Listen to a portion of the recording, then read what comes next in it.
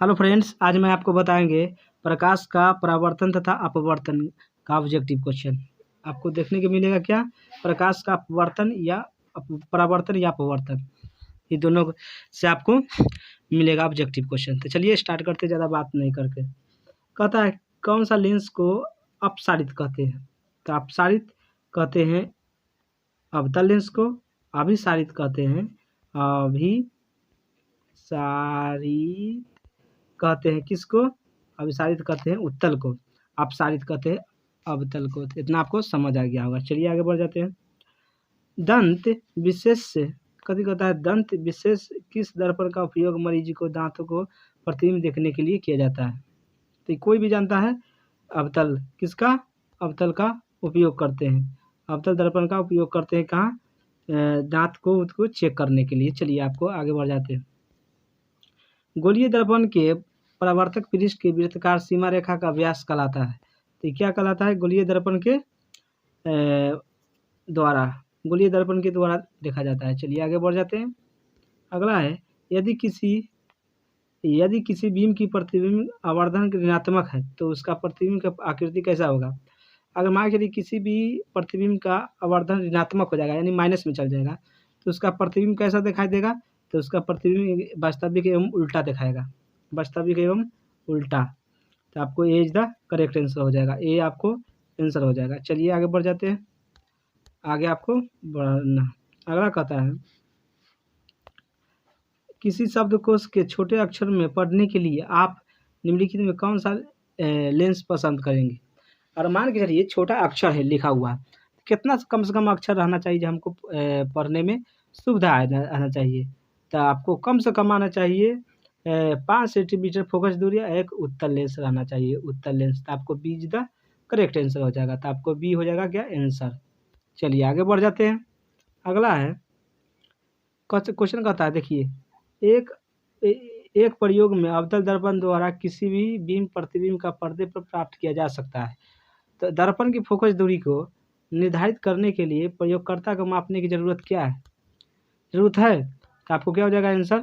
आपको आंसर हो जाएगा दर्पण के बीच की दूरी होना चाहिए। क्या होना चाहिए? दर्पण के बीम के बीच की दूरी होना चाहिए। तो आपको B is the correct answer हो जाएगा। चलिए आगे बढ़ जाते हैं। अगला है अवतल दर्पण की फोकस दूरी की बकाता त्रिज्या क्या होगा? आधा होता है। अवतल दर्पण की फोकस दूरी की त्रिज्या कितना होता है? आधा होता है। तो आधा आपको आंसर हो जाएगा। आपको आधी इज द अवतल दर्पण में आधा हो जाएगा। चलिए आगे बढ़ जाते हैं। अगला क्वेश्चन है लेंस की क्षमता का SI मात्रक होता है क्या? M-1। ये होगा आपको लेंस के SI मात्रक का मात्रक। चलिए आगे बढ़ जाते हैं। अगला है अब क्वेश्चन है प्रतिबिंब का आकार हमेशा वस्तु के आकार के बराबर होता है। दर्पण क्या होगा? प्रतिबिंब का आकार हमेशा वस्तु के आकार के बराबर होगा, तो वो होगा समतल दर्पण। कौन होगा? समतल दर्पण। तो आपको सी इज द करेक्ट आंसर हो जाएगा। चलिए आगे बढ़ जाते हैं। अगला क्वेश्चन है, अगला है लेंस में फोकस की संख्या कितनी होती है? तो लेंस में फोकस की संख्या कितना होता है? तो ये होता है 2। कितना होता है? 2। तो 2 इज द करेक्ट आंसर। चलिए आगे बढ़ जाते हैं। अगला है आपको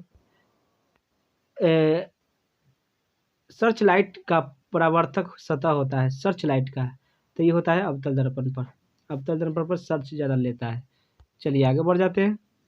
आगे है अगला आपको है परावर्तन के नियम से निर्धारित होता है।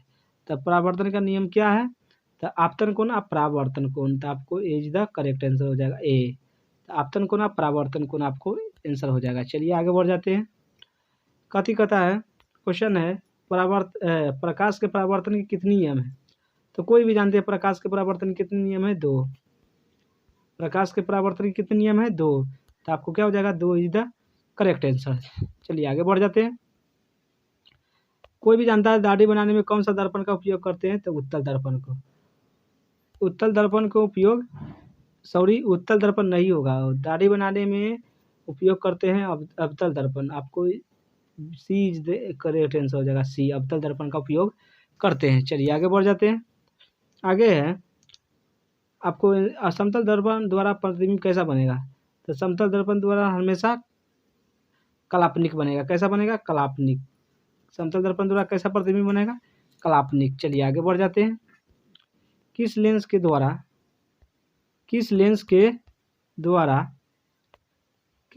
द्वारा सिर्फ काल्पनिक प्रतिबिंब बनेगा? यानी किसके द्वारा सिर्फ खाली काल्पनिक ही बनेगा प्रतिबिंब?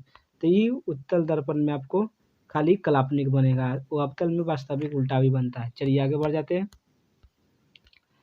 कहता है एक गोलीय दर्पण के फोकस एवं वक्रता त्रिज्या के बीच संबंध है, अथवा गोलीय दर्पण के फोकस एवं वक्रता त्रिज्या के बीच का गुना कितना होगा? तो एफ बराबर क्या होता है? r/2। तो एफ बराबर r/2 कहाँ है? तो एफ बराबर r/2 आपको सी में है। तो सीधा आपको सही हो जाएगा। चलिए आगे बढ़ जाते हैं। अगला क्वेश्चन है किसी बीम का वास्तविक तथा समान साइज का प्रतिबिंब प्राप्त करने के लिए बीम का उत्तल लेंस के सामने कहाँ रखना चाहिए? तो ये कहाँ रखना चाहिए आपको? तो ये रखना चाहिए फोकस दूरी की दुगनी दूरी पर। फोकस दूरी की दुगनी दूरी पर। तो आपको B is the correct answer हो जाएगा, बी। चलिए आगे बढ़ जाते हैं। अगला है, अगर मान के चलिए किसी अवतल दर्पण के फोकस दूरी यानी एफ बराबर कितना दे दिया है? 10 माइनस में तो वक्रता त्रिज्या, तो इसको काटिएगा तो कितना हो जाएगा? कभी होता है एफ बराबर क्या होता है? r/2। तो एफ के मान कितना है? 10 हो गया।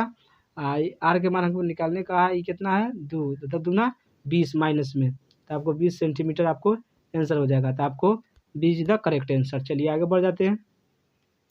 काल्पनिक प्रतिबिंब बनाता है हमेशा सीधा। क्या? काल्पनिक हमेशा सीधा बनाता है। तो आपको इतना समझ आना चाहिए। चलिए आगे बढ़ जाते हैं। अगला क्वेश्चन है सरल सूक्ष्मदर्शी में किसका प्रति उपयोग है? तो ये है कि इसका उत्तल लेंस का। तो आपको उत्तल लेंस का आंसर याद हो जाएगा, D is the correct answer. चलिए आगे बढ़ जाते हैं। अगला क्वेश्चन है किसी भी बीम अवतल दर्पण द्वारा प्रतिबिंब आभासी सीधा तथा बीम से बड़ा पाया गया वस्तु की स्थिति कहाँ होना चाहिए? मान के लीजिए उसको बड़ा पा गया स्थिति में, तो कहाँ रखना चाहिए? तो उसको रखना चाहिए कहाँ? दर्पण के ध्रुव तथा उसके मुख्य दूरी के बीच में। दर्पण के ध्रुव तथा फोकस दूरी के बीच में। चलिए आगे बढ़ जाते हैं। आगे है एक उत्तल लेंस होता है। एक उत्तल लेंस क्या होता है? किनारों की अपेक्षा बीच में मोटा। तो आपको सी इज द करेक्ट आंसर। चलिए आगे बढ़ जाते हैं। एक मीटर फोकस दूरी वाले उत्तल लेंस की क्षमता कितना होगा? तो 1 वाला रहेगा तो इसको 1 kd होगा, प्लस में 1 kd आपको बी आंसर हो जाएगा। चलिए आगे बढ़ जाते हैं। निर्गत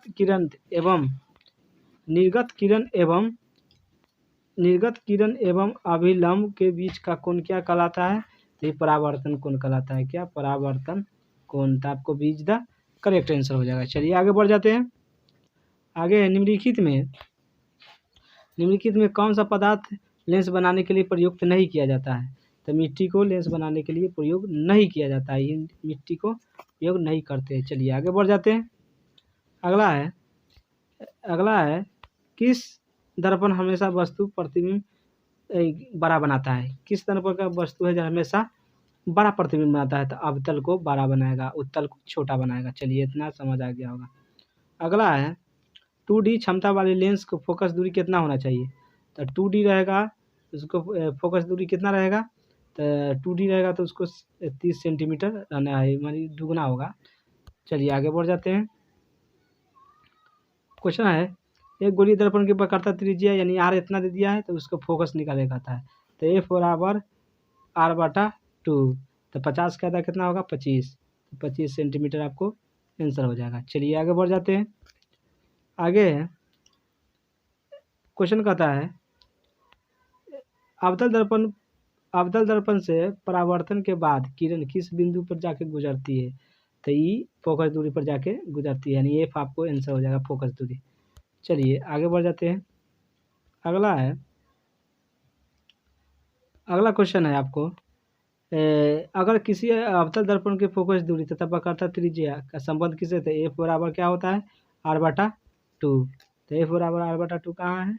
तो आपको ए इज द करेक्ट आंसर होगा, एफ बराबर r/2। चलिए आगे बढ़ जाते हैं। आगे है, किसी उत्तल लेंस की फोकस दूरी इतना है, एफ बराबर कितना हो गया, तो उसको क्षमता कितना होगा, तो ये होगा 100/50, तो काटिएगा तो कितना हो जाएगा 2 प्लस में 2D, तो 2D कहाँ गया आपको, D is the correct answer हो जाएगा। चलिए आगे बढ़ जाते हैं। अगला क्वेश्चन है, किसी दर्पण से वस्तु को नहीं भी रखने से वस्तु के बराबर आकार सीधा प्रतिबिंब बनाता है, तो दर्पण होगा कौन सा दर्पण होगा, तो ये आपको कौन सा होगा, तो आपको पता होना चाहिए, ये समतल होगा, हमेशा बराबर बनाएगा, अच्छा सीधा बनाएगा तो कौन बनाएगा, समतल, तो आपको सी इज द करेक्ट आंसर हो जाएगा। चलिए आगे बढ़ जाते हैं। फोटोग्राफी यानी कैमरा का अधिक अभिदृश्य होता है, तो किस में होता है, तो ये उत्तल लेंस में होता है, उत्तल लेंस में। चलिए आगे बढ़ जाते हैं। आगे है, साइड मिरर के रूप में प्रयोग होता है, यानी साइड देखने के लिए किसका, उत्तल दर्पण का उपयोग करते हैं, उत्तल दर्पण का उपयोग करते हैं साइड मिरर देखने के लिए। चलिए आगे देखते हैं। कहता है, प्रकाश का वर्ण विक्षेपण किस उपकरण से संभव है, तो ये है किसमें, प्रिज्म से। प्रकाश का वर्ण विक्षेपण किससे है, प्रिज्म से। चलिए आगे बढ़ जाते हैं। कहता है, किस दर्पण से वस्तु हमेशा वस्तु से छोटा प्रतिबिंब बनाता है, हमेशा छोटा बनाएगा किसमें, उत्तल में, उत्तल में हमेशा वस्तु से छोटा प्रतिबिंब बनाएगा। चलिए आगे बढ़ जाते हैं। जब प्रकाश की किरण हवा से कांच में प्रवेश करती है तो मुड़ जाती है कहाँ, अभिलंब के निकट, अभिलंब के निकट, तो आपको क्या हो जाएगा, B is the correct answer हो जाएगा। चलिए आगे बढ़ जाते हैं। अगला है, किसी गोलीय दर्पण तथा किसी पतले गोलीय लेंस दोनों फोकस दूरी माइनस में है, क्या है, -15 सेंटीमीटर, तो दर्पण लेंस कहलाता है। अगर माइनस में रहेगा तो अवतल हो जाएगा, क्या हो जाएगा, अवतल, तो दोनों क्या हो जाएगा, अवतल लेंस, क्या हो जाएगा, अवतल लेंस। चलिए आगे बढ़ जाते हैं। कहता है, लेंस में कितने मुख्य फोकस होते हैं, तो लेंस में कितने फोकस होते हैं, ये कोई भी जानता है, कितना होता है, 2, लेंस कितना होता है, 2। चलिए अगला है, किसी समतल दर्पण द्वारा आवर्धन होता है, तो समतल दर्पण का आवर्धन 0 कितना होगा, समतल दर्पण का आवर्धन होता है 1 प्लस में, कितना होता है, प्लस में 1। चलिए आगे बढ़ जाते हैं। आगे है, निम्नलिखित में किसका उपयोग लेंस बनाने के लिए नहीं किया जा सकता है, तभी हम बताएं किसका, तो हवा के, पानी का, पारा का, कांच का, तो इसमें से किसको है जो नहीं किया जाता है, तो आपको पारा का उपयोग नहीं कर सकते हैं, पारा का उपयोग नहीं कर सकते हैं। चलिए आगे बढ़ जाते हैं। आगे है, कच्चे क्वेश्चन है आपको, ये प्रकाश का वेग न्यूनतम होता है, सबसे कम किस में होगा, प्रकाश का वेग, तो ये होगा आपको कांच में नहीं होगा, कम चलेगा, क्या होगा, कम चलेगा प्रकाश। चलिए आगे बढ़ जाते हैं। निम्नलिखित में किसका अपर्तनांक सबसे कम है, यानी सबसे कम किसका अपर्तनांक है, तो ये है किसका, पानी का, पानी का अपर्तनांक बहुत कम रहता है, तो आपको क्या हो जाएगा, ये इज द करेक्ट आंसर। चलिए आगे बढ़ जाते हैं। कहता है, एक अवतल लेंस की फोकस दूरी माइनस में 2 मीटर है, तो इसकी क्षमता कितना होगा, तो माइनस में है तो इसको माइनस में ही आंसर आने वाला है, ये दिमाग में बैठा लीजिएगा, तो प्लस वाला तो पहले इसी छट देने वाला है, तो क्या हो जाएगा, माइनस में है तो इसको माइनस में ही आने वाला है, तो -5D है, आपको क्या हो जाएगा, माइनस में 5D, तो आपको B is the correct answer. चलिए आगे बढ़ जाते हैं।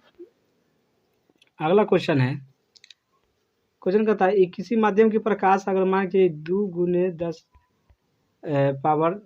10 मीटर प्रति सेकंड माध्यम का वर्तनांक कितना होगा, तो इसको अब जब गुना कीजिएगा तो ये हो जाएगा कितना, ये 30 हो जाएगा, ये कितना हो जाएगा, 30 हो जाएगा, तो इसको वर्तनांक दुगुना रहेगा तो 60, तो ये भाग दीजिएगा तो 1 गुने 10 दीजिएगा न, कट जाएगा, और काटिएगा, उसके बाद 3 आएगा, 3 में 2 से भाग दीजिएगा तो कितना आ जाएगा, 1.5, तो आपको B is the correct answer हो जाएगा। चलिए आगे बढ़ जाते हैं।